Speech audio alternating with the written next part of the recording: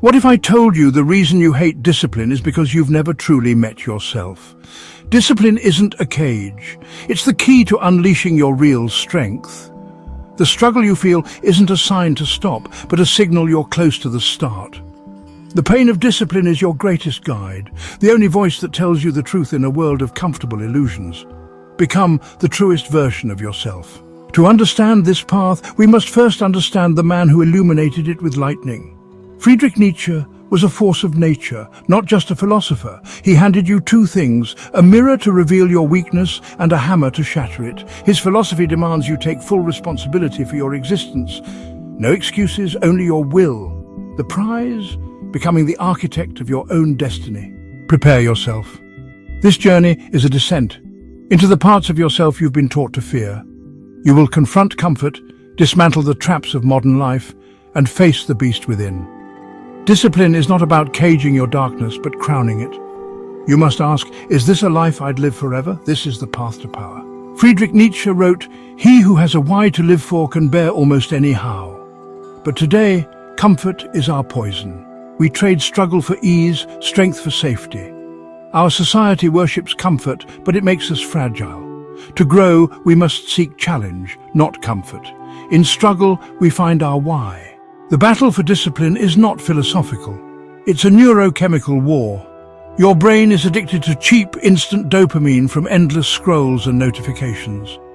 Modern technology hijacks your ancient reward system, keeping you hooked on the trivial. This is the dopamine cage. To break free, you must admit the addiction, take responsibility, and begin a conscious detox. Only then can you reclaim your mind. Withdrawal is real pain. Physiological and psychological. Your mind, desperate for dopamine, will protest with anxiety, boredom, and emptiness. Most mistake this agony for the nature of discipline, retreating to comfort. But this is the price of freedom, a rite of passage. Endure the silence. Let the craving burn out. In this void, something new is born. This is your sacred trial. You are reclaiming yourself. Once the initial storm of withdrawal begins to subside, a new feeling emerges. It is not the happiness of the last man. It is something deeper, more solid. It is the quiet pride of self-mastery. The pain does not vanish entirely, but its character changes. It transforms from the frantic, desperate pain of an addict into a clean, noble agony. It is the burn in the muscle after a heavy lift. It is the ache in the mind after hours of deep focus. It is the pain that signals growth, not decay. This is the pain that Nietzsche revered, the pain that says, "I am becoming stronger." This noble agony is the feeling of your own potential being forged into reality. Every time you choose the difficult path, the cold shower, the blank page, the honest conversation, you are casting a vote for your future self. You are choosing long-term self-respect over short-term relief. This feeling becomes its own reward. It is a pleasure far more profound and lasting than any cheap dopamine hit. It is the pleasure of knowing that you are the master of your own vessel, capable of sailing into the storm and emerging on the other side, not just intact but magnified. You must learn to fall in love with this feeling, to seek it out, to understand that this constructive suffering is the very texture of a life well lived. This is what separates the overman from the herd. The herd flees from all pain, seeking only pleasure and safety. The overman understands that some pain is the price of admission to a higher state of being. He does not suffer for suffering's sake. He suffers for the sake of the person he is choosing to become. He knows that the obstacle in the path is the path. The resistance is what sharpens the blade. This is the death of comfort. It is not a single event, but a continuous choice. It is the daily decision to turn away from the easy, the distracting, and the trivial. It is the choice to embrace the noble agony of becoming. You are no longer a refugee from reality, hiding in the padded cell of modern convenience. You are a pioneer, venturing into the untamed wilderness of your own potential. The pain is your compass, the struggle is your guide, and the death of your comfort is the birth of your character. Once you have weathered the death of comfort, you stand at the threshold of a deeper chamber within yourself. In the silence, you hear a slow, heavy breathing from the cellar of your soul, the sound of your inner beast. True discipline is not about killing this beast, but facing it, harnessing its energy and pointing it toward a noble aim. Become a lion who has mastered its own roar. The psychologist Carl Jung, who was deeply influenced by Nietzsche, gave this inner beast a name, the shadow. The shadow is the sum of all the parts of ourselves that we deem unacceptable. Our greed, our envy, our lust, our aggression. Everything we have been taught is bad. We push down into this unconscious darkness. But Jung, like Nietzsche, understood that this act of suppression is an act of self-mutilation. You are cutting off access to a vast reservoir of vital energy. Your aggression, properly channeled, is the source of your drive. Your ambition, properly guided, is the engine of your achievement. Modern psychology is beginning to catch up with this ancient wisdom. Studies in what is now called shadow work or self-confrontation reveal a profound truth. Individuals who actively and honestly engage with their negative traits and dark impulses show higher levels of emotional regulation, resilience, and overall psychological maturity. By acknowledging their capacity for darkness, they become less likely to be controlled by it. They no longer project their own unowned demons onto others. They take ownership of the full spectrum of their humanity and in doing so become more whole, more powerful. Think of your shadow not as an enemy but as a collection of exiled gods. These are your sacred monsters. Each one holds a gift for you, if you have the courage to ask for it. The monster of rage holds the gift of boundaries. The monster of pride holds the gift of self-respect. The monster of greed holds the gift of ambition. By shunning them, you refuse their gifts. You leave your most powerful tools rusting in the dungeon of your psyche. The disciplined man does not discard these tools. He walks into the darkness, polishes them until they gleam, and learns how to wield them with precision and purpose. This is why Nietzsche had such contempt for conventional morality, which he saw as a system designed by the weak to neuter the strong. He didn't want a world of docile, harmless sheep. He wanted a world of lions who chose to be gentle. A world of creators who understood their own capacity for destruction and used that knowledge to build with greater care and intention. Your journey into discipline is incomplete until you make this descent. You must reclaim your sacred monsters. You must learn their names, understand their power, and integrate them into the army of your will. Real talk. Self-mastery doesn't mean you never struggle. It means you stop struggling alone. If you're serious about upgrading your mind, online therapy gives you real evidence-based help. CBT, live sessions, even WhatsApp support. No fluff, just results. Use code THERAPY20 for 20% off. Links in the description. Discipline starts with the courage to face your own mind. The secret to taming your inner lion is not force, but respect and understanding. Your inner beast responds to attention, to being given a purpose. Discipline is the art of redirection, using your energy, not being used by it. The lion does not want to be caged. It wants to be respected, guided, and trusted. Become the master your inner beast deserves. Nietzsche said, "One must still have chaos in oneself to give birth to a dancing star." Order alone is lifeless. Chaos alone is meaningless. True creativity is born from their tension. The artist, like all of us, must dance with chaos, shaping it into something beautiful. Your chaos is not a curse, it's the raw material for greatness.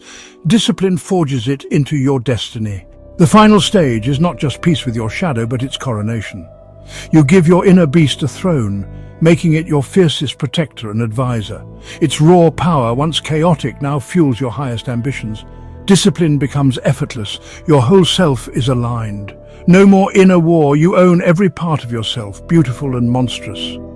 From this radical self-acceptance comes quiet, unshakable confidence.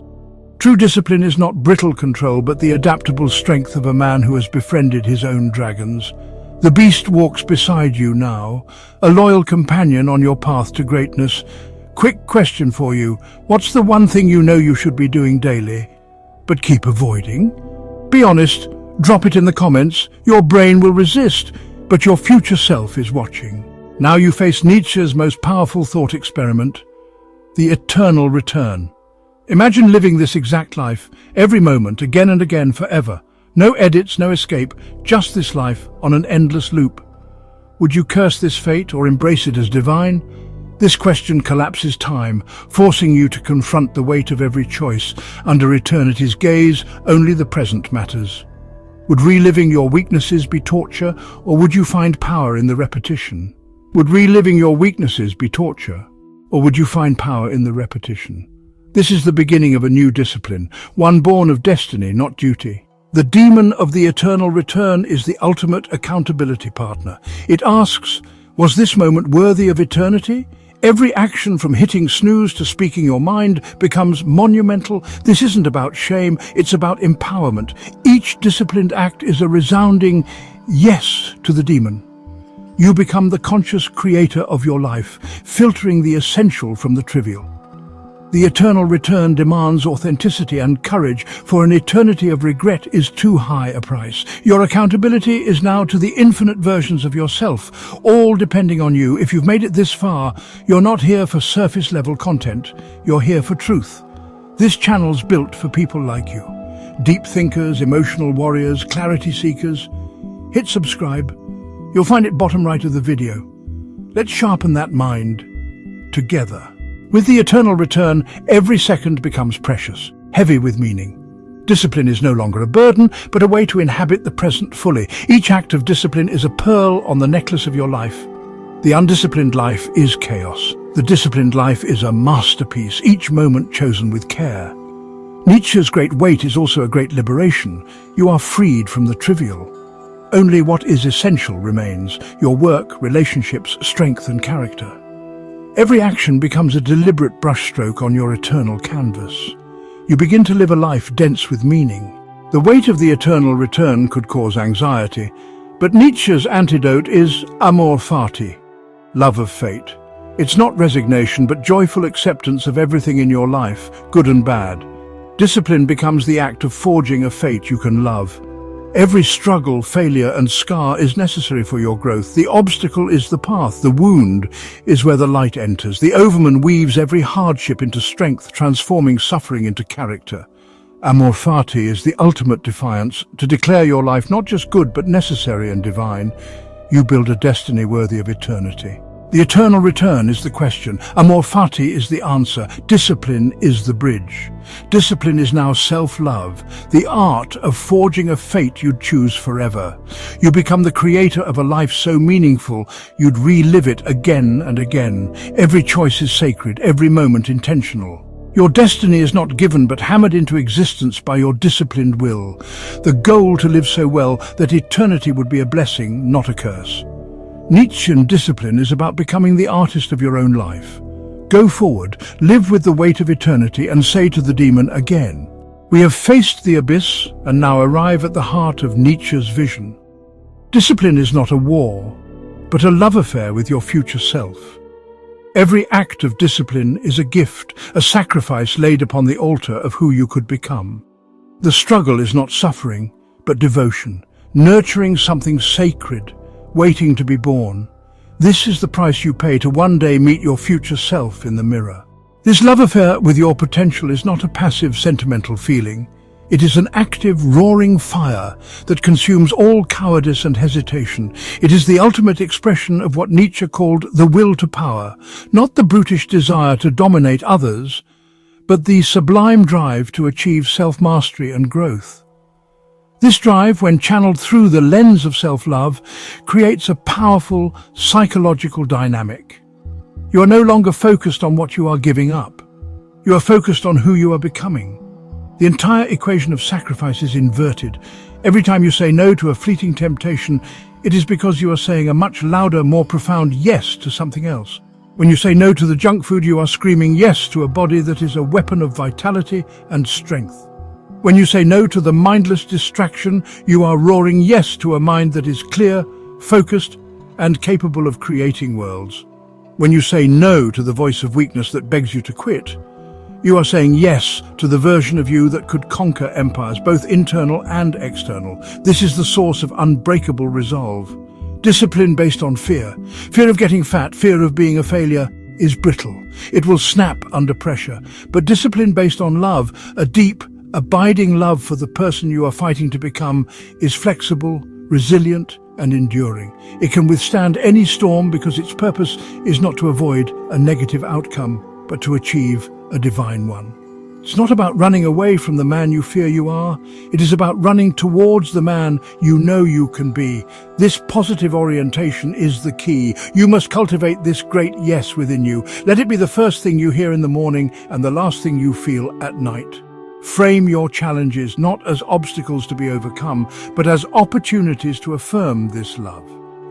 The difficult conversation is a chance to say yes to honesty. The grueling workout is a chance to say yes to resilience. The lonely work on your great project is a chance to say yes to your legacy. You are no longer a person of no, defined by what you restrict. You become a person of yes, defined by the magnificent future you are bringing into existence. You know, this idea isn't just poetry. It's actually backed by decades of psychological research. Consider the famous Stanford marshmallow experiment. Children were offered a choice, 1 marshmallow now, or 2 marshmallows if they could wait for 15 minutes. It was, in essence, a simple test of delayed gratification, but the follow-up studies years later revealed truly profound implications. The children who were able to wait for the second marshmallow went on to have higher test scores, better health outcomes, and, well, greater success in their careers. They understood on an intuitive level the logic of the love affair. They were willing to endure a small, present no for the sake of a larger future yes. They were, in their own small way, sacrificing a momentary pleasure on the altar of their future self. The undisciplined mind, on the other hand, sees only the first marshmallow. It lives in a state of perpetual immediacy, a slave to the next dopamine hit. It simply cannot comprehend any reality beyond its instant cravings. It is a mind that can never build anything of lasting value because building requires sacrificing the present for the future. It can eat a marshmallow, but it can never build an empire. The disciplined mind, the mind in love with its own potential, sees the second marshmallow. But it sees more than that. It sees the third, the fourth, and the infinite marshmallows that come from a life of self-mastery. It understands that the choice is not between 1 or 2. The choice is, in fact, between everything and nothing. It is a choice between a life defined by fleeting, forgettable pleasures and a life defined by deep, earned satisfaction. The pain of waiting, the pain of discipline, becomes trivial when weighed against the glory of the empire you are building. This really is the choice you face every day, in 1,000 different forms. The marshmallow is the extra 30 minutes of sleep. The empire is the body you build in the morning darkness. The marshmallow is the easy distraction of your phone. The empire is the book you write, word by painful word. The marshmallow is the comfort of staying the same. The empire is the terrifying, exhilarating process of becoming someone new. Discipline is simply the consistent, loving choice to forsake the marshmallow for the sake of the empire. If discipline is a constant battle of willpower, you will eventually lose. Willpower is a finite resource. It is a muscle that fatigues. Relying on it to fight your inner demons every single day is like sending a single soldier to fight an endless war. It's frankly an exhausting and unsustainable strategy. This is why most New Year's resolutions fail. They're powered by a temporary surge of willpower, which inevitably runs out, leaving you right back where you started. The Nietzschean approach to discipline does not rely on willpower. It relies on something far more powerful: identity. You do not become disciplined by doing disciplined things. You become disciplined by becoming a disciplined person. The focus shifts from your actions to your identity. An athlete doesn't have to use willpower to go to the gym. They go because that is who they are. A writer doesn't have to force themselves to write. They write because they are a writer. The action is no longer a choice to be debated. It is a simple expression of their core identity. This is really the secret to making discipline effortless. You must change not what you do, but who you believe you are. This is where the love affair becomes critical. By consistently making choices in service of your future self, you are casting votes for a new identity. Each time you choose the hard path, you are telling your subconscious mind, I am the kind of person who does hard things. I am the kind of person who keeps my promises to myself. I am a disciplined person. Over time, With enough votes, your self-concept begins to shift. A new identity begins to crystallize, and once that identity is set, your behavior will naturally and automatically align with it. It becomes harder not to go to the gym than to go. This is the difference between a dopamine loop and an identity loop. The dopamine loop is the fleeting pleasure of the marshmallow. It is shallow and requires constant renewal. The identity loop is the profound satisfaction of acting in alignment with your chosen self. It is a self-reinforcing cycle of power. You act as a disciplined person, which reinforces your identity as a disciplined person, which makes disciplined action easier, and so on. You are no longer fighting against yourself. You have aligned your actions, your beliefs, and your love for your potential into a single, unstoppable force. What is discipline? It is the forge in which you craft yourself, the only tool that truly matters. The heat is not punishment, nor are the blows cruelty. They are acts of love, burning away impurities, shaping you into something strong and true. Discipline is not a cage, but the hammer you wield to forge your greatness. You are worthy of the fire. We have walked a long and treacherous path together. We shattered the illusion of comfort, crowned the beast within, and stood before the abyss. Now at the summit, all paths converge into the vision of the Übermensch, the Overman. This is Nietzsche's final thunderous chord. The Overman is not a tyrant, but a creator of values, a sacred yes to life. The journey is the final ascent. It demands you embody all you've learned, becoming the artist of your own life. The ultimate challenge: stop learning about the Overman, begin becoming him. The Overman's power comes not from circumstance, but from his will. In a world that crushes the spirit, will is the last and greatest weapon. For Nietzsche, will is the driving force of life, the will to power. You are born with the will of a lion, but taught to use it like a hamster on a wheel. The Overman reclaims his will from distractions and forges it into a focused force. This is the essence of becoming the Overman, to shape the world, starting within. The path of the Overman is not without pain. There are two kinds of suffering. The weak suffer from envy and meaninglessness, while the strong suffer from growth, creation, and responsibility. The Overman welcomes this noble agony, knowing it polishes the soul. To become the Overman is to choose the pain of greatness over the comfort of mediocrity. Greatness is found not in comfort, but on the storm-blasted peaks of noble struggle. We have reached the end of our journey, but the beginning of yours. We have dismantled the old ideas of discipline as punishment, as a chore, as a war. We have rebuilt it as an act of love, as the forging of a fate, as the coronation of the shadow, as the will to power made manifest. The final truth can now be stated plainly. The goal was never to teach you how to discipline. The goal was to help you realize that you discipline. It is not an external system you apply. It is the very essence of your awakened self. The Overman does not need a to-do list to remind him to be strong. His strength is as natural to him as breathing. He does not need a motivational video to inspire him to create. His very existence is a creative act. The separation between the man and the method has dissolved. The artist has become the art. The warrior has become the sword. This is the final integration. You no longer fight for control over your impulses. Your impulses are aligned with your highest purpose. You no longer seek discipline. You radiate it as the natural expression of your being. This is the state of being that makes you unstoppable. Not because you will never face obstacles, but because the obstacles will become your nourishment. Not because you will never feel fear, but because you have befriended the part of you that is stronger than any fear. You are no longer a collection of conflicting desires, a house divided against itself. You are a singular, unified force of will. Your identity and your actions are one. The love for your potential and the execution of your daily habits are one. This is the power that lies dormant within you, waiting for you to claim it. So go now. Leave these words behind. The path has been illuminated, but you must walk it. The hammer has been placed in your hand, but you must swing it. The question of the eternal return has been asked, but you must answer it with the poetry of your days. Do not discipline, discipline. And that single profound shift in the center of your soul is what makes you free. It is what makes you powerful. It is what makes you finally and irrevocably unstoppable. If this video hit a nerve, if it made you think twice about your relationship with discipline, like, share and hit subscribe, drop a comment below.